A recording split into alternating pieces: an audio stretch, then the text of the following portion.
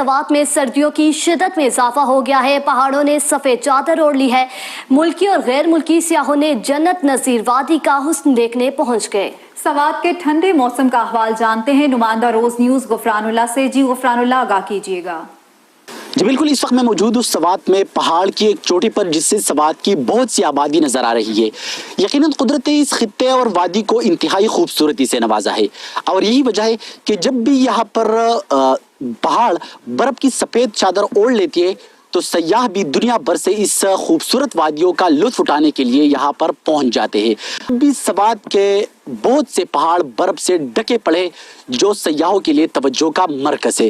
اس کے ساتھ ساتھ اگر میں بتاتا چلوں تو ملکی سیاحوں کے ساتھ ساتھ بین الاقوامی سیاح بھی سوات کے حسین مقامات کا رخ کر رہے ہیں اور یہاں کے خوبصورت مقامات سے خوب محظوظ ہو رہے ہیں۔ سیاح یہاں پر خوبصورت مقامات جیسے کالام، ملم جبہ، گبین جبہ اور مہوڈنڈ کا رخ کر رہے ہیں اور یہاں پر برف پوش وادیوں سے خوب محظوظ ہو رہے ہیں۔ اس وقت بھی جس مقام پر میں موجود ہوں تو یہ پہاڑ ہے اور پہاڑ کی ایک چوٹی ہے، تو یہاں پر اگر موسم کا میں بتاتا چلوں تو انتہائی ٹھنڈ کا احساس بھی پیدا ہو رہا ہے، کیونکہ یہاں پر موسم سرما کا آغاز ہو چکا ہے۔